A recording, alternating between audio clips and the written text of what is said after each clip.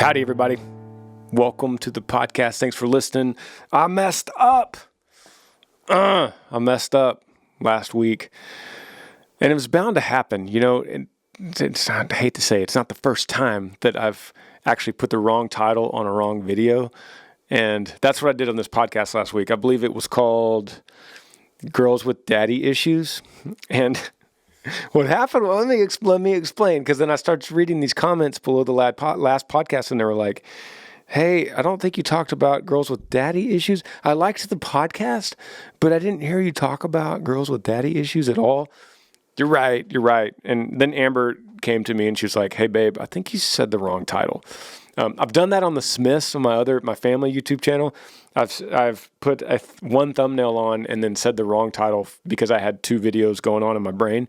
So Bernie was my guest the last 2 weeks, and I didn't do an intro like I'm doing right now for today's podcast in the same sitting as when I was with Bernie. So as I was thinking about, okay, I got to intro this podcast, I got to talk about it. So I pulled up my phone and I pulled up Dropbox that I had uploaded the content to, and I started scrolling through to remember what I talked about. And I heard me talking about daddy issues, and it just so happened to be the podcast before the last podcast. So I didn't realize that, ran with it, did the intro, talked about it, did the thumbnail, did the title. It was an honest mistake. So I hope you guys forgive me. I'm doing this intro right now in the same moment that I'm actually doing the actual podcast. So I'm not going to mess this up. And I've got some really good questions. I got questions that I love answering because it feels like it feels like a good way to bounce off an idea and to just kind of go back and forth on a good, solid life issue. And I'm not going to tell you, I'm not always going to give you the right answer. I'm just going to give you my opinion, and I'm going to reference stories from my life and apply that as if it was something happening to me or a friend. That's what I'm going to do. You could email Granger Smith Podcast at gmail.com and ask me anything. I've been organizing your questions in folders, and as this podcast has gone on and on and on, I've started titling these different folders that's like this: music questions, light questions, heavy questions, Amber questions, God questions, brother questions. So I've been kind of organizing as I see them come in. I'll throw, oh, that's a God question. That's a music question. So it makes it easier for me to scroll and build the content for you guys. And as always, thank you for listening to this content. Thank you for engaging in something like a long form podcast, because that builds a relationship with me and you, wherever you are, whether you're an over the road trucker right now, maybe you're cruising down the road in your big rig, shout out to you. Maybe you're in your tractor in the Midwest. Maybe you're driving your Mercedes to your high rise office building in Detroit. I don't know where you are, but I just think it's really cool that there's all kinds of ages, all kinds of personalities, all kinds of countries that are listening. And I'm grateful for it all, because that allows me to draw in closer with you so you feel like you know me. And if you feel like you know me, that makes it easier for me to make videos, because then I could see your comments and then we could all get along. And as soon as touring starts, I could see you back again in person at a meet and greet, which is what I really want. I really want this podcast to be able to move back in Wildflower, my bus, and sit there and talk in the parking lot of a venue like I used to in the old days. Meanwhile, I'm here at the Yee Farm, Granger Smith Podcast, episode 69. Here we go.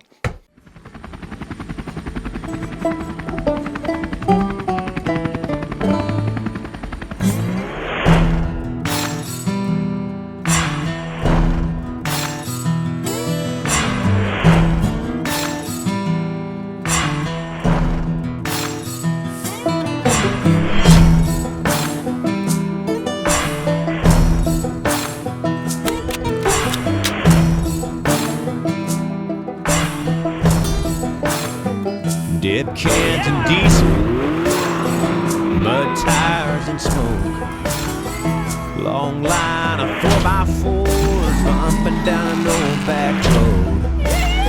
Raise your cold ones high. It's a redneck invasion. Yeah, you're rocking with that Yee Nation. You could ask me anything you want. Just email Granger Smith Podcast at gmail.com. I see all kinds of stuff, all kinds of questions, all different topics. And kind of the way that this podcast has evolved is been me answering them off the cuff without rehearsing or taking notes or having books to reference. Because I kind of want it to, for a couple of reasons, want it to remain where it's like me and you in the truck driving along. Hey, I'm going to bounce something off you, something that's going on in my life, or some good news I have. Just a normal conversation with friends. It's kind of how I want this podcast to be. One of the reasons I like that is because it allows me to just flip this podcast out every Monday morning, and I don't have to get into a busy week of my work and think, oh no, I forgot to draw out an outline for a podcast topic. You guys give me the topic. And that allows me to continue to pump out the podcast episodes and not feel the burden. And so that allows me sometimes to, hey, I got some extra time. I'm gonna write out this outline, or I have some extra time. I'm gonna have this guest come in that's got an amazing story, or I'm gonna tell a story. In the meantime, I'm going to jump on some of these questions right here. And this question comes from Travis from Tacoma, Washington. Shout out to Washington State. It's one of the many places that I have desperately missed from touring. The fans are ravenous and amazing in Washington. So shout out to Washington State. It says, hey, Granger, I met you in Seattle at your concert last December before COVID happened, and I had the time of my life. I did too, brother. It was so fun. Your music has changed my life in so many ways. Thank you for everything you do as a music artist and an entertainer. I appreciate you, Travis. And it says, my question is that if I have a monthly subscription to Apple Music, do you get anything if I add and listen to your music on Apple Music? Thanks again. Yeah, good question, Travis. And a couple answers quickly here. It is monetarily, I do not get any of your money from Apple Music subscription. There are ways that royalty pays out, and it's fractions of pennies. And so I'm part of a record label, and my record label, the way that it works, we have a really good deal structure. I keep most of my content. The label keeps music streaming and purchases until my album and all my bills are paid for, and then we split it after that. So it works out great because they can essentially work as like a bank to me, and I can get a big loan and go to all the studios and hire musicians and artwork and pictures and music videos. Like we're about to go tomorrow and shoot a really nice music video that costs a lot of money, and I don't have to pay for it at all because the record label will front that. So that is a huge blessing when it comes to that. Now, when it like touring, I get to keep all that and pay my guys. So that's where the majority of my income comes from. So I don't worry too much about things like Apple Music. It is fractions that do go to my record label. So that being said, that is more for you, Travis, and your entertainment. I'm not a member of Apple Music. I don't know how much that cost, but to me, it is worth it for you to be able to have access to every song in the world, as opposed to needing to drive to Walmart because you love a song and then you're searching through. I just think it's a better system. Yes, artists don't get paid as much. I don't care. I think it's a better system to have music widely listened to and available to anyone. It's because that just helps everybody, right? You would think. What it does do to me, Travis, is when you do add and listen to my music on Apple Music, it increases the spins and the plays and the impressions on my profile and on that particular song that you're listening to or album. When that happens, my stock rises within Apple Music, it squeaks over into Spotify and Pandora and all the other streaming services. And they say, they're trying to run a business. What they want is they want people going like you and subscribing to their services. And they want you listening a lot. So they want to find the music that you like. So if you like something that's similar to my song, they're going to squeak my song in there so that you listen to it more, so that you stay on their subscription longer. And that helps me because then they're pushing me up at the top of the list for other people to hear. So if you've ever seen like my face on the cover of a playlist on Apple Music or Spotify or Pandora, that's a really big deal for me because that means they feel confident that by putting my face on the cover of their playlist, more people will go to their playlist and stay on their subscription. And then that pushes me higher. It gets more people to hear it. The more people that hear it, the more people that want to look me up. The more people look me up, the more people will go to a concert and buy a ticket in a normal year. So, so my answer, Travis, is yes, it helps me a lot when you add my song and listen to my music. It helps me a lot, just not directly from that money, if that makes sense. It's an investment, as so many things in life are. Here's another question, Kayla. Kayla is from Eustis, Florida, and this email came in September, so I'm sorry I'm reading it a little bit late here, but it says, "Hey Granger, many people struggle with this." She's talking about Eustis, how to say Eustis. Thanks so much for reading my email. I wonder if you or Amber ever struggle living far from home. Which, side note, we don't live too far from. I'm 2.5 hours, and Amber is 2 hours and 45 minutes. So we're not that far from home. She says, my husband and I are from Wisconsin, and we moved to Florida 6 years ago, and we have met some amazing people along the way. Our parents are getting older. They're in their 50s and 60s, and we feel a sense of need to move back to enjoy our time together with them. Though we will never give up what we've established here in Florida, friends, jobs, etc., is this the right move? Oh, I'm sorry. She said, though we will have to give up what we've established here in Florida, friends, jobs, etc., is this the right move? We love the Southern culture, and the Midwest is cold. What do you think we should do? Thank you, Kayla. Great question.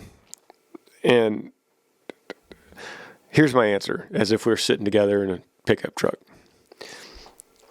The fact that you're asking me means it's on your heart. It means you've been thinking about it a lot, you and your husband. And the short answer for me is yes, you should move. Let me try to explain. You will not look back 30 years from now and say, man, looking back on my life, parents are dead. I'm glad we stayed in Florida with our good jobs and friends and weren't there when our parents died. I don't think you're going to say that. I think it's more likely for you to say, you know what? Looking back on our life, we made a decision to move back to Ohio. And I'm sorry, Wisconsin. I get my Midwest mixed up. We decided to move back to Wisconsin to be with our parents, and then we were with them as they got older. We were able to help them out and transition into their older age. Maybe it was a nursing home or whatever. And then we were with them when they died. They passed away. We got their last wishes. We've got our children to be around them, to be around their grandparents. I think that's the more likely scenario, Kayla, that this is something that you would possibly have a deep regret about if you were in Florida and you lost your parents and you felt like you didn't give the rest of your time that you could to them. Even if it's a little bit, even if it's once a week, heck, even if it's once every 2 weeks, you go have dinner with your mom. There's just something to say for that. Time is the most valuable commodity on the planet. How are you spending that time? The most precious commodity on the planet, time.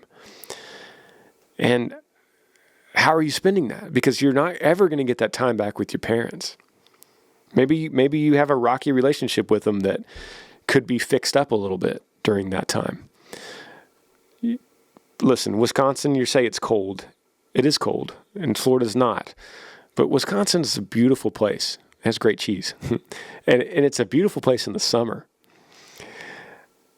You almost have to look at the positives instead of the negatives. Yeah, you're going to deal with cold, but you're in a warm house, and you got your family close to you. I think you kind of feel this way, and I think that's why you asked the question. I kind of think you're leaning that way anyway. And you know what? You could always, later down the road, 20 years down the road, I don't know how old you are, you could always pack up and go retire back in Florida again. And you could reconnect with those friends. You could make new friends in Wisconsin. You could, hey, it's a good scenario. Move to Wisconsin and then go stay with your friends that you've made in Florida, these relationships. Go stay with them and enjoy the beautiful weather in the wintertime of Wisconsin. Go spend that in Florida. That's my answer right now. I don't know the rest of your story, but that's my quick answer for you. This question is from Justin. It says, "Hey Granger, my name is Justin. I'm a combat wounded vet from Iowa. And I've just began to love Jesus again because of you and Amber. Thank you for helping me find my way. My question to you is this. With you being the lead singer, face of the band, image of the company, whatever you want to call it, have you ever gotten lead singer syndrome? I know that singers get a big head and think they are everything about the band, which tends to cause big problems. Is it ever your way or the highway, or do you always work together as a team? Thank you for your time, Justin." Thank you for your service, and shout out to Iowa.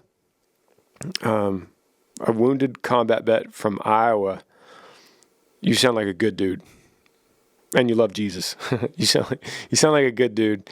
Sound like my kind of guy. You're a true American hero in the American heartland. So shout out to you, buddy. Thank you for writing in. It's a great question. I do think about it a lot. There is such thing as lead singer syndrome. I've seen it many times with friends. How do I say this?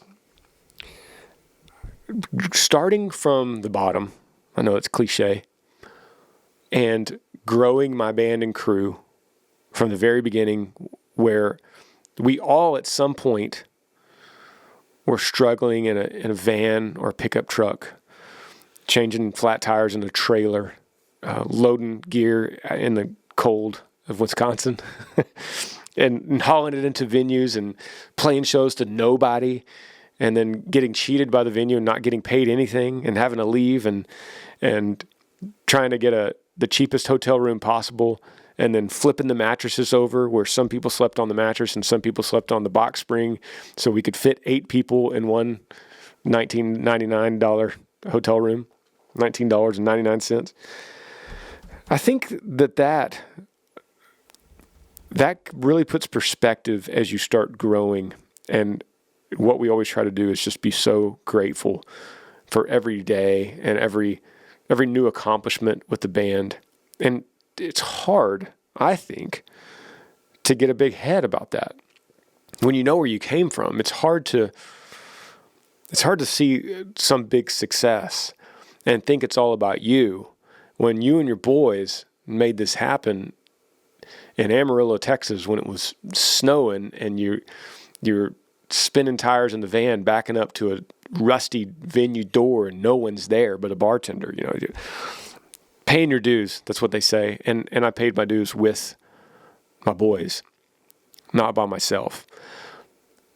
What I do to put in place in our crew so that we don't have a potential of that happening is I keep the same guys around, and I trust them, and they're also my friends, and they keep me accountable. And we've done this long enough now that I don't threaten anyone with firing them. I don't say, I have a long time ago, but I don't anymore say, you do that again, you're fired. Because as you said, it's my way or the highway. It's funny that as I'm saying that, I look down and my monitor engineer texts me. will. But I don't threaten them with firing them. I try to always listen, because if say they messed up, maybe they're just having a bad day. Maybe we need to work on it together. Maybe it's something we need to sit down. You messed up, man. You're having a bad day. I'm disappointed. Let's talk this out, instead of using a threat like, man, I'll fill your shoes in a heartbeat, fill your bunk. So I don't do that. And I also actively tell my guys, hey, if you see me doing something out of line or acting out of arrogance, call me out. Call me out on it. And I'm going to listen to you. And having this approach doesn't make things all warm and fuzzy. It does create problems when guys will look at me and go, hey, Granger, screw you, man. You're wrong. And there is something inside of me that don't say those specific words, but in some form they say that to me. It hurts deep down. And there's this little voice inside that goes, I'm the man. I'm going to fire you. And I got to go, nope. No, I'm not. We're a team. And if you got a problem with me, then maybe there's something I need to look at in myself. Maybe there's something internally I need to look and dig deep and figure out, what am I doing that is causing you to react that way? Because we got to all be responsible for ourselves. It all starts with us, ourselves. If you're having a problem with somebody, have you looked at yourself first? That's where you're not going to change that person. It's impossible. You're not going to convince them of your way. You got to look inside and go, maybe I'm doing this. I'm going about this wrong, or I need to do it in a different way. Maybe it's not even wrong. So does that make sense? My brother is my manager. My best friend for 23 years is my tour manager. Every other band member's been with me for 10 years. So they know me, they know me. They know everything about me, and there's nothing I could hide from them, and there's nothing they can hide from me. So we're a band of brothers, truly. Essentially, we're a brand of brothers, because I have both my brothers work here at Yee Apparel with me. As you heard me say, with me, not for me, not under me, with me. My band, they work with me, not under me, not beneath me. My show doesn't sound right if there's not drums. And I don't play those. My show doesn't sound right if there's not or doesn't look right if there's not lights. And I don't run those. Sean does. So, as long as I keep those people around me and don't get this Elvis syndrome where you feel like you got to fire everybody and then hire yes men. That's the biggest danger that you're talking about, Justin, that you've seen. And Elvis is like the ultimate example of that, because it actually ended up being the death of him. He died because of yes men surrounding him, and no one was brave enough to say, hey, King, you probably shouldn't be taking that pill. You probably shouldn't be eating that right now. No one was brave enough to say that, because he surrounded himself with yes men that just said, yeah, man, yeah, King, yeah, you do what you want to do. So, yeah, I think about it a lot. Dude, I think it's a great question, and I appreciate you asking it. Once again, thank you for your service. You're a wounded combat vet, and all of us listening to this podcast are indebted to you in some way, Justin. I'm going to take a quick break.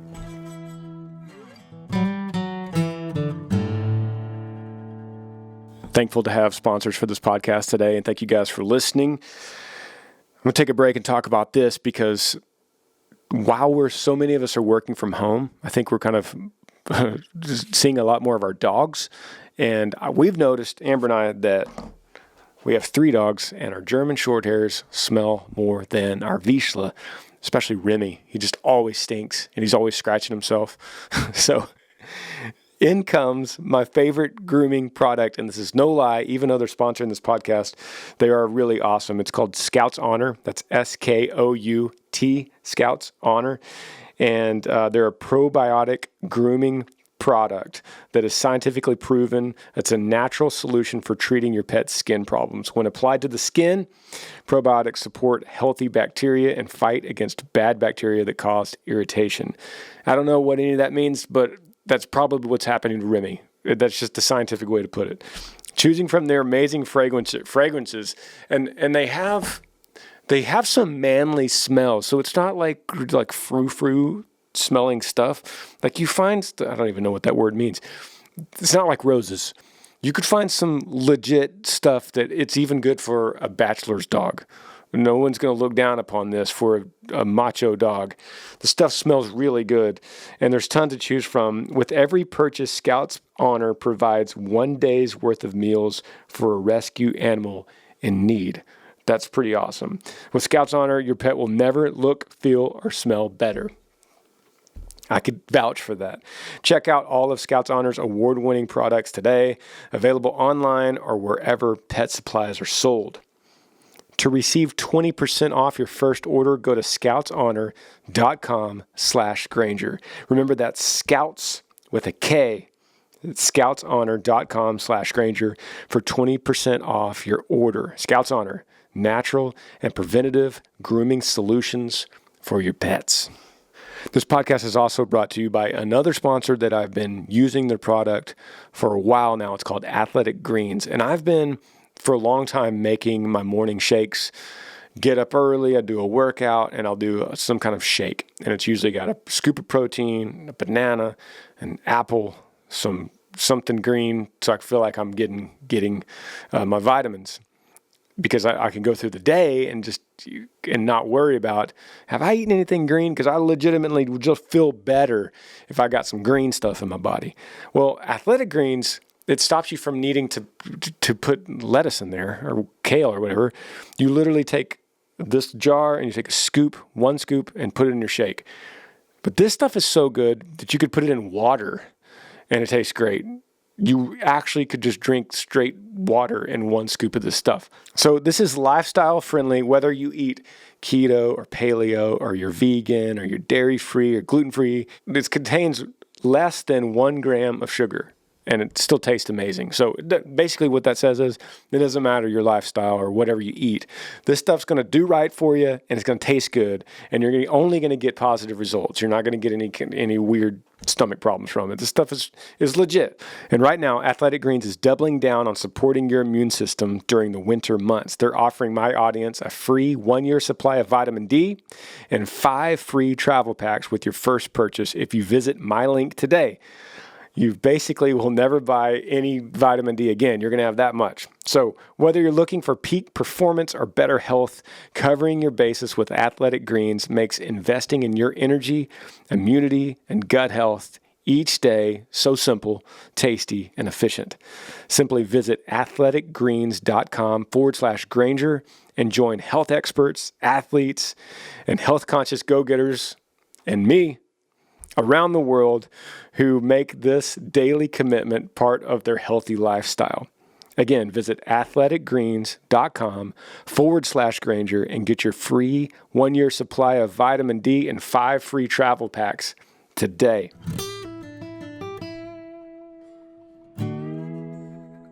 I saw this question and it intrigued me, so I decided to read it on here. I don't totally know what it means, but I'll read it for you guys. It says, "Hey Granger, I'm a musician like you.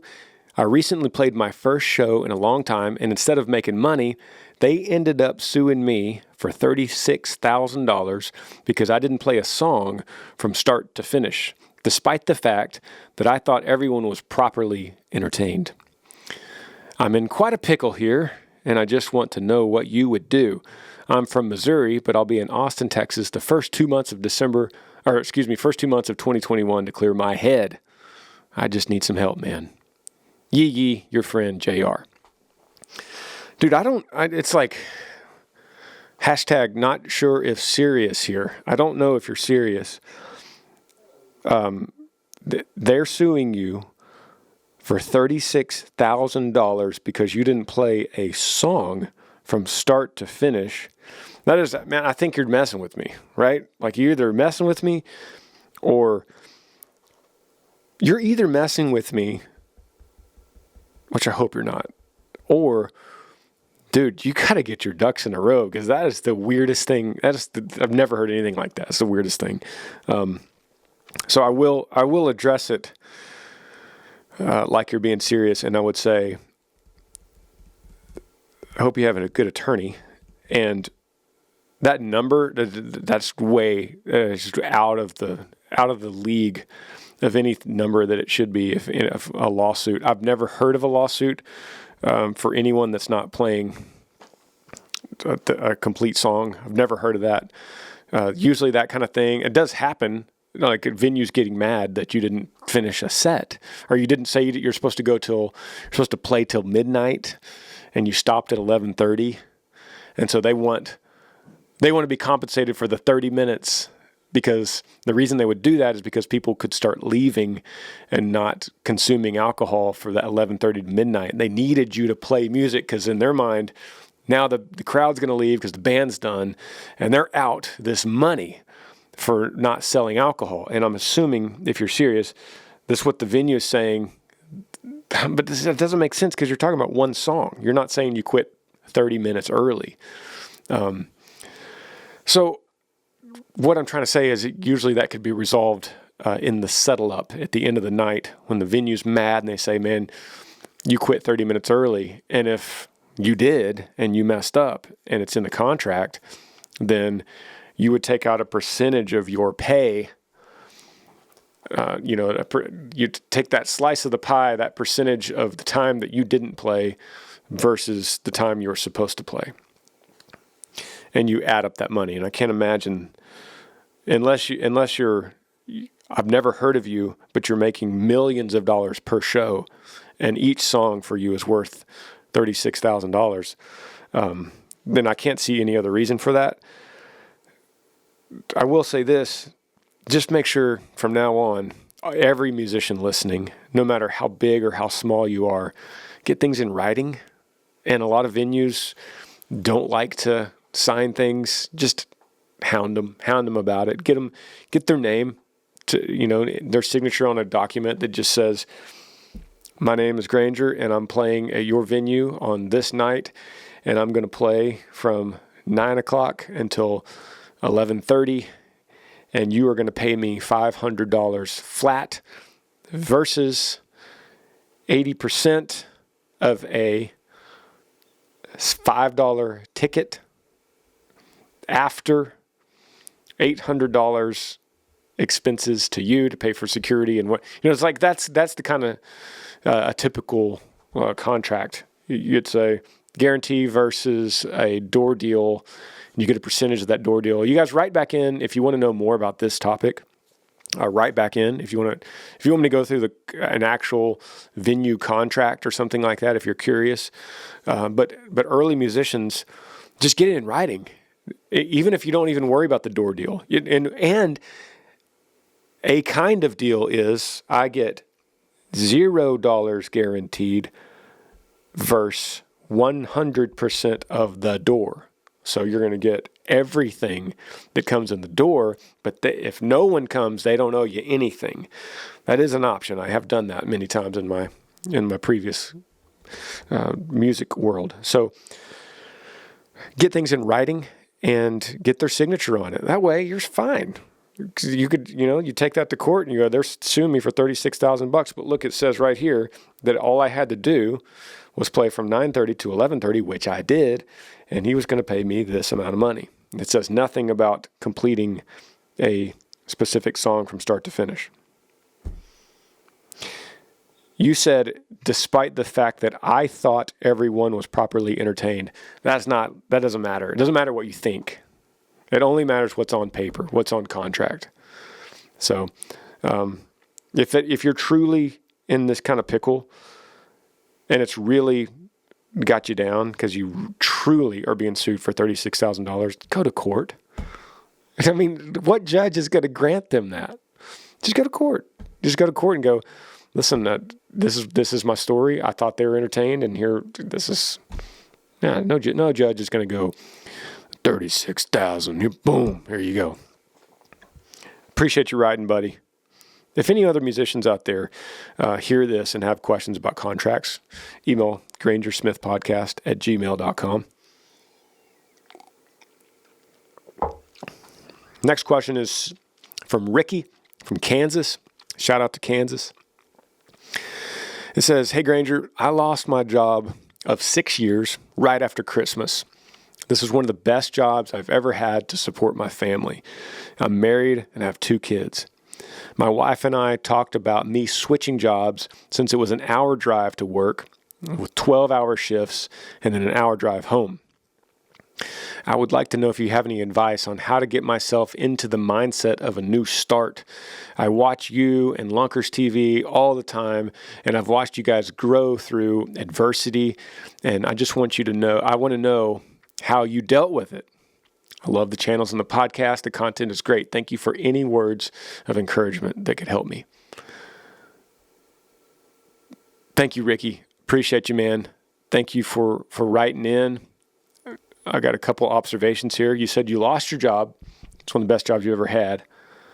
But you said my wife and I had talked about me switching jobs since it was an hour commute, work 12-hour shift, and an hour home. That's 14 hours. I'm pretty good at math, and I just added that up right there without even using the calculator. So, hey, it's not all bad, right? It sucks that you lost a good job, but you were thinking about changing anyway. So that's not all bad. We got to on these questions. We always got to look at the blessings here. You know, let's always focus on the good. Let's always focus on the blessing, and be grateful and thankful for the good in everything, because there's always good.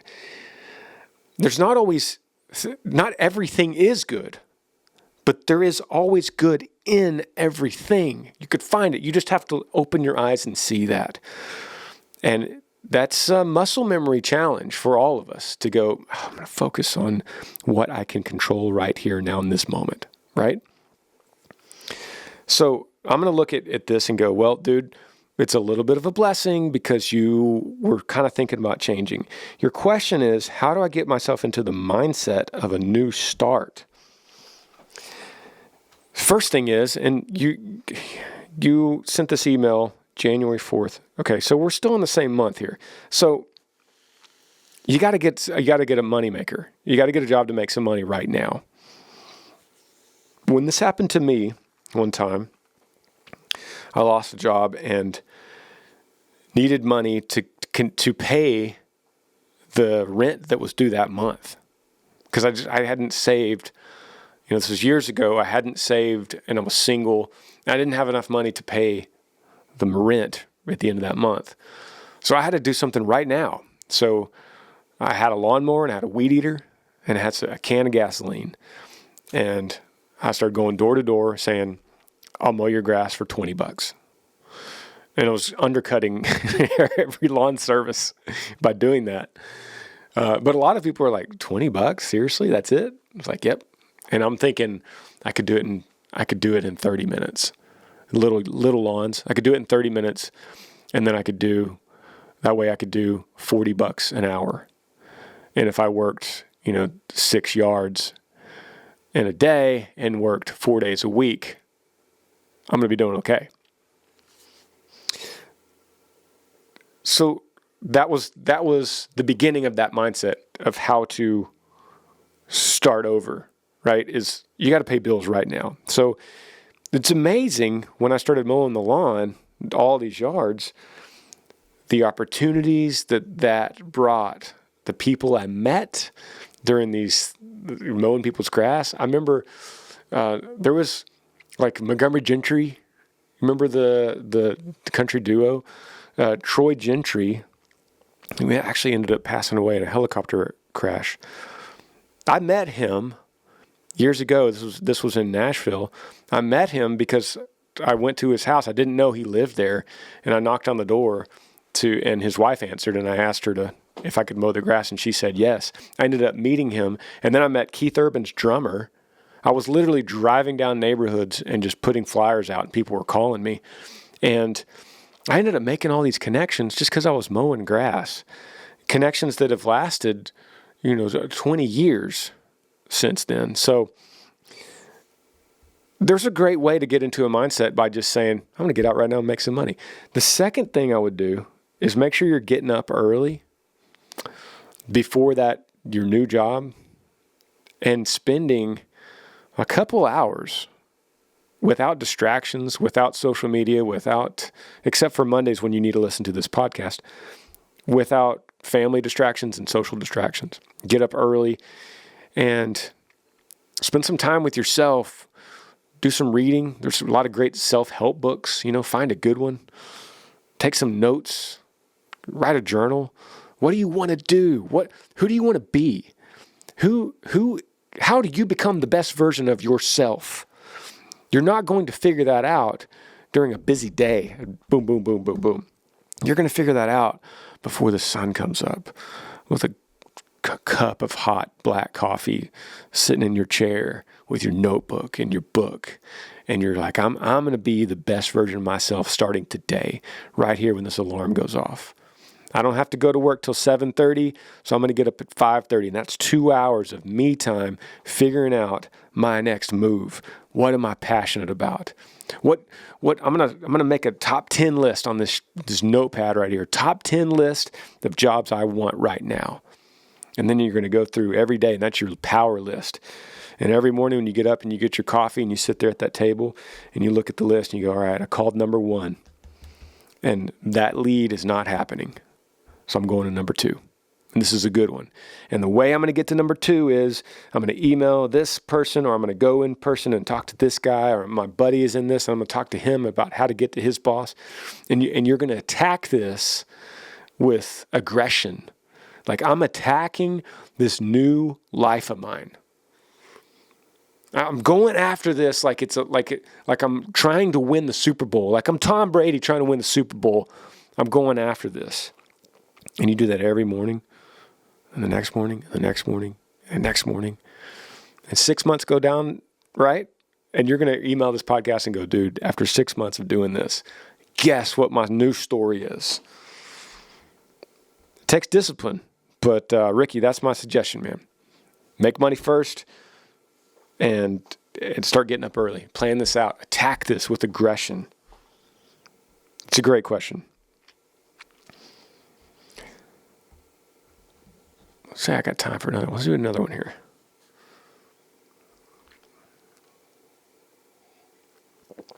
The subject line on this one says, dilemma, help, what would you do? I'm ready for you. It says, hey Granger, my name's Kayla. I'm in my 30s, married with 2 kids. I've recently been hit with a dilemma. We as a family have been praying about it, but we just aren't sure what to do or what would be best. So I thought I would reach out and get your thoughts.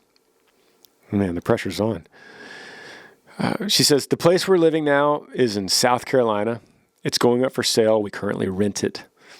We don't want to buy it because it isn't a house we want to put our money into. Basically, it just meets our needs for renting, but not something we would want to buy. Here's our dilemma. We're originally from Ohio. Funny that I misspoke Ohio earlier. And all of our family lives in Ohio still. We moved to South Carolina for a job opportunity for my husband almost 5 years ago now. But we miss our family, friends, and just being around people we know and people that can help us with our children if the needs arise. That being said, we're in a transition stage. My parents have offered us land back in Ohio to come home and build a house on, which is amazing. But we would be leaving a very good job for my husband here in South Carolina, and I'd have to find a job for him and myself back in Ohio. Right now, I'm a stay-at-home mom. So my question is, what would you do? Given the state that our country's in with COVID and all, and the hiring freezes and hard to find a job, would you, A, stay in South Carolina with the established, well-paid job, away from family, and look for a house to buy here, or B, move back to Ohio, build a house on free and cleared land, and be by our family, but have to essentially start over with a new job for my husband, and I would possibly have to get a job as well, which I'm not opposed to because one child is already in school age. I'm stuck because I know the times we're in, and a well-paying job with security is hard to come by, but we miss our family so much, and we would love to buy a house, and while our house is being built, we could just live with our parents in the extra space. I don't know. We're just praying for the Lord's will for him to show us the path to take. But I figured more options couldn't hurt. What would you do? It says, thank you for taking the time to read and respond. Have a blessed day, Kayla. That is crazy how similar that is to the earlier question. And it's crazy that this is South Carolina going back to Ohio, and the first question was Florida going to Wisconsin. And it just so happens to be on the same podcast episode. I'm going to approach this differently than I did with the Florida question. And I'm going to kind of start from scratch in my head, even though I think the end result is probably similar. In fact, Kayla, you have a little bit of a better situation than the Florida question, because the Florida question didn't have land ready to be built on. It was free and clear of payments. But both of you have good jobs, and this dilemma comes up. You are in a time constraint because the house you're living in, you're having to leave because the landlord is selling. You're asking what I would do. I would rent again in South Carolina, a short-term lease. You could even do an extended stay hotel. The reason I say this is because you're talking about your kids. You have 2 kids and you're a stay-at-home mom. And you're going to have to pluck them out of school and take them to Ohio with no job right now. I would get an extended stay or a 6-month lease in something, and then be job hunting like crazy in Ohio. Maybe you and your husband are going to have to spend a little time apart. Like maybe he's going to have to go and do some in-person interviews, and you're going to have to stay in your extended stay in South Carolina. And it's not going to be easy. This is going to take a sacrifice. Any kind of big move with a big payout like this, payoff, is going to require sacrifice. Life is about sacrifice. So there's no easy answer, which is why your subject says dilemma, help, what would you do? So there's no easy way out of this. But everything is a sacrifice. Even love is a sacrifice, right? Like everything requires a little out of the ordinary effort. Like in the last question, dude, you got to get up a little earlier. That's a sacrifice. So you guys it sounds like you're going to have to spend some time apart. Maybe he's going to have to go like a Monday through Friday and job hunt, interview, fly back for the weekends to be with you and the kids, or vice versa. And then the whole house thing, you're going to have to figure out, like me and Amber right now are living in an RV in our barn. And that's a sacrifice for us. We're building a house on this property, and that's a sacrifice we chose instead of either buying a house that's completely built or renting while we're renting another house. We decided to make the sacrifice to save money and stay in an RV on the property and look at it like it was an adventure. So you could do that. Say your husband gets a job tomorrow that's really good in Ohio, that's an equal kind of job, which you could even get a lesser paying job because now you're going into a free and clear house. But you could get an RV and put this on the land and live in the RV while you're building. Or like you said, you could live with your parents, and they've even offered you to come and stay in their house while you're building. That's a really good deal. So, that's my answer. The answer is not stay in South Carolina forever. That's not what my answer is. My answer is stay in South Carolina right now. I would say look at it as a six-month window. You're going to stay here for 6 months, and you might extend it to another 6 months. So this might take up all of 2021, but you're hardcore looking. And in the meantime, your husband's still keeping his job in South Carolina, so he's making that paycheck. You got the benefits.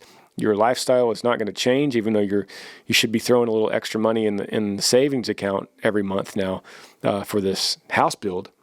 And other than that, your lifestyle is not changing that much. So you're just hounding the job market in Ohio, looking. And then once you lock something down and it feels good, then you make the full commitment to move the whole family.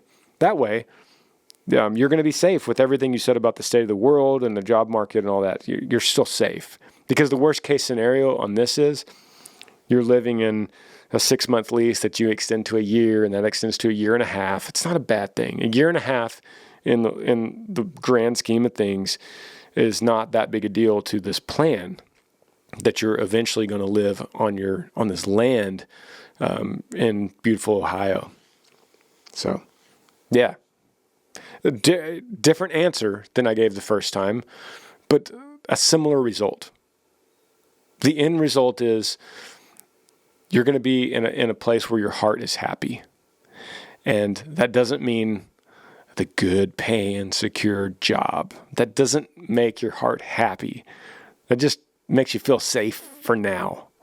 But you're going to have that longing, and you're going to have, like I said in the first question, you're going to have this regret if you don't do this. Like what if your parents, you say no and they offer it to someone else, and then someone builds a beautiful house there? How long would you live with that regret of, gosh, I remember 10 years ago, my parents offered that land and we said no, and we stayed here. And now my husband's even switched jobs since then, South Carolina. Our kids are now graduated from high school. They're out of the house. And here we are, and we don't have Ohio. It's my thought. I got to say, that's what I think. And but great question. And thank all you guys for emailing. And if you have anything, as you could see, these subject matters are kind of all over the place. Granger Smith Podcast at gmail.com. And I'll get to it. Love y'all. Yee yee. Thanks for joining me on the Granger Smith Podcast. I appreciate all of you guys. You could help me out by rating this podcast on iTunes. If you're on YouTube, subscribe to this channel, hit that little like button and the notifications bell so that you never miss any time I upload a video. If you have a question for me that you would like me to answer, email grangersmithpodcast@gmail.com. Yee yee.